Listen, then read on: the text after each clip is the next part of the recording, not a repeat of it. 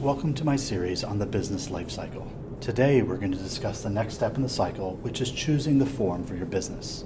My name is Andrew Ayers. I'm an attorney with a focus on small businesses, helping them get started and grow, and estate planning, working with people on their wills, their trust, and their healthcare documents.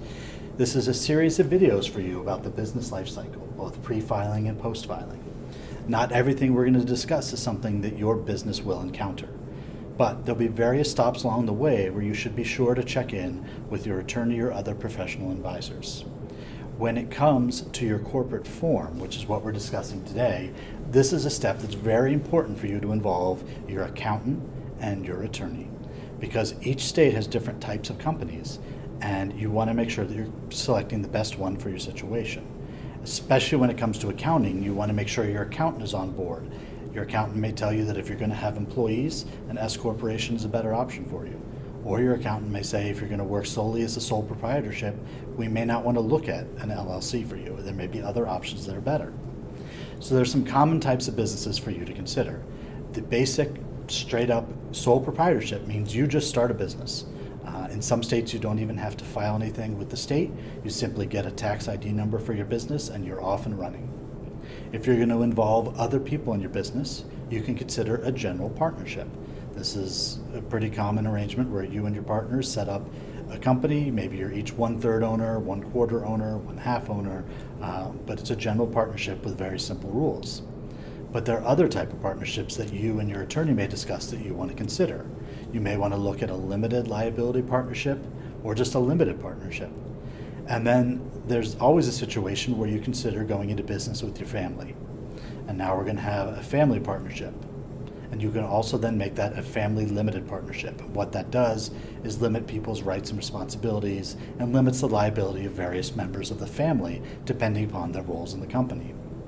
When you're considering tax purposes, you have to look at corporations. So for example, I am a corporation, and there's two different types to consider. There's an S Corp and there's a C Corp.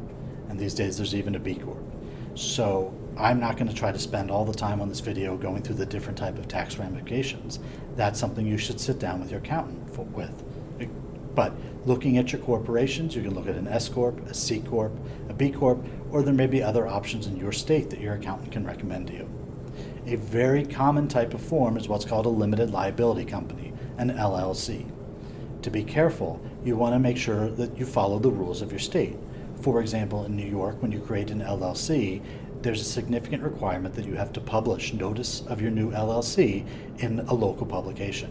If you're doing this in New York City, in Manhattan, in Brooklyn, in the Bronx, in Queens, in Staten Island, the cost is much higher than if you do it upstate in a smaller county where the local paper may only cost $35 or $40.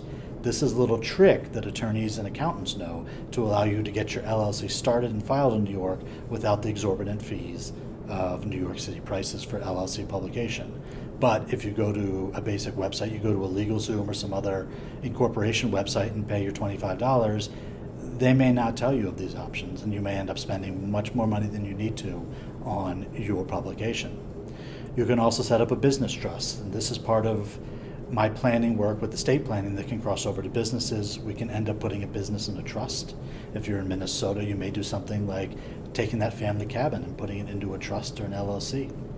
And finally, you need to consider professionally licensed entities. If you're like me and you have to have a license, there's only certain types of companies that we can run. I run a professional corporation. You can have professional LLCs, you can have professional partnerships.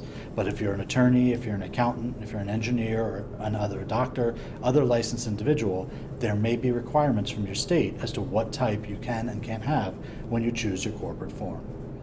Now, there's obviously a lot of different corporate forms, and you can try to do this yourself on a website.